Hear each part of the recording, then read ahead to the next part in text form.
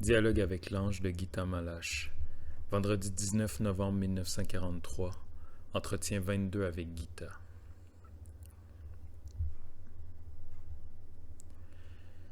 Je vous salue. Je vous enseigne sur l'or, métal le plus inutile, car il ne sert à rien. Quelle est sa valeur? La foi qu'on met en lui. L'homme met sa foi dans ce qui est né de la terre. Pour cela, malédiction s'y attache. La malédiction est interdiction. S'il n'y en avait pas, vous seriez toujours errant. Tu t'engages sur la route. Tu portes une boule d'or, lourde. Tu la portes. Elle est lourde, mais tu la portes tout de même. Tu arrives à la frontière d'un nouveau pays, où l'on ne croit pas en l'or. Qu'est-ce qui reste? Seul son poids. Que dois-tu en faire, mon serviteur? Gita. Le laisser tomber. Ouvre ta main et la boule roulera en bas. Déposer le poids n'est pas difficile, mais tes doigts sont encore crispés à cause de la boule d'or.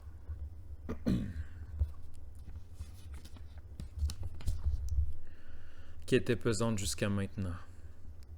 C'est pour cela que tu ne peux pas la lâcher. Or, ce qui est lourd tombera de lui-même. Dans le nouveau pays, il y aura aussi de l'or, mais au lieu du métal luisant, il est lumière. Comment peux-tu recevoir la nouvelle boule si tu te cramponnes à l'ancienne? Tu la tiens comme cela. La main se crispe, puis les doigts se desserrent légèrement, comme pour lâcher la boule, qui tombe tout naturellement d'elle-même. Regarde comme il est facile de lâcher.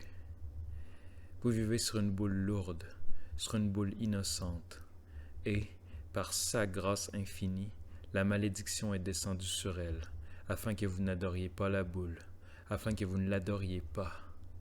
La boule innocente attend la délivrance. Qui la délivrera? Il faut lâcher Adam.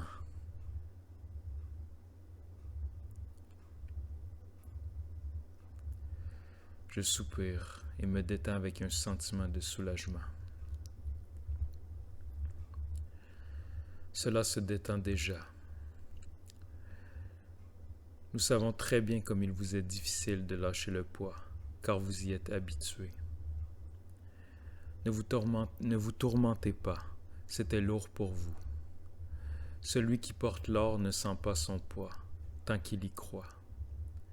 Que la foi s'en retire, seul reste le poids. Vous êtes sur la bonne voie.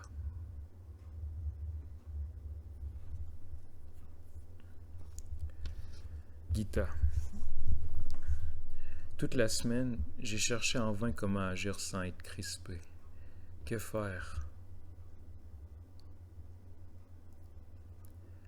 Laisse faire le temps, car la main est encore enracinée dans le temps.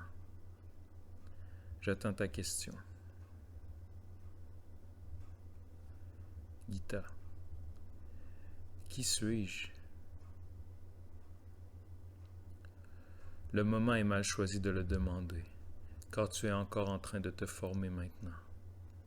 Et quand tu seras formé, tu n'auras plus à demander. Demande. Gita. Quelle est la signification de mon signe, le soleil?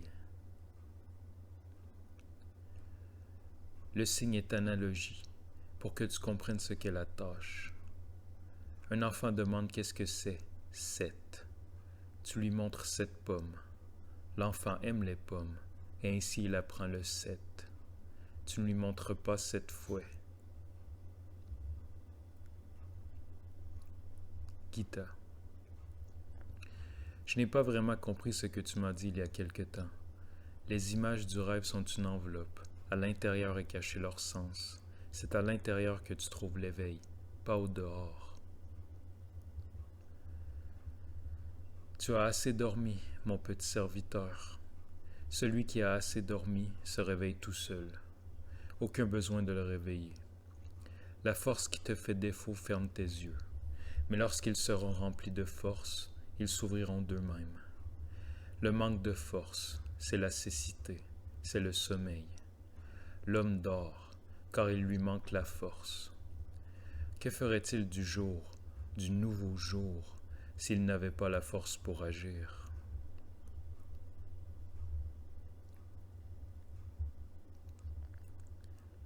Gita. Qu'il serait bon de pouvoir déjà éveiller les autres.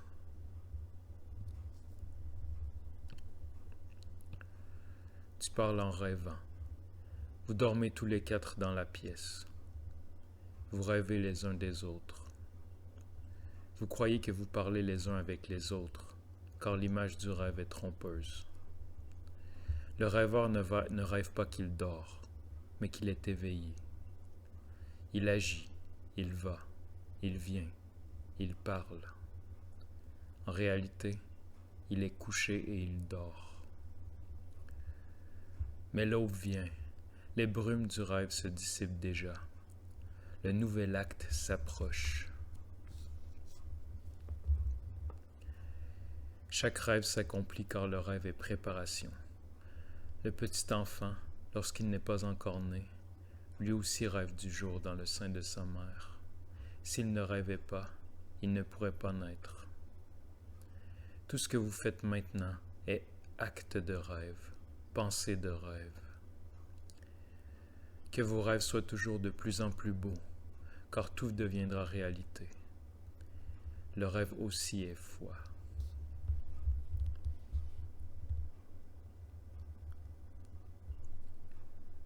Gita. J'ai encore une question. C'est pour cela que j'attends. Gita.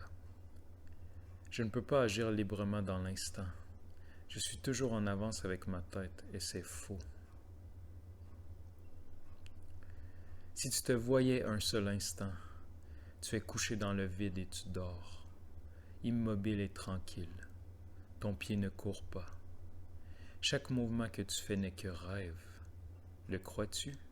Que rêve. As-tu déjà progressé vraiment en courant?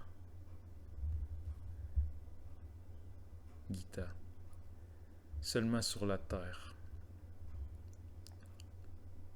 Veux-tu progresser sur la terre? Je pense à ma façon de foncer toujours aveuglément. Gita. Non, mais j'ai l'habitude de le vouloir.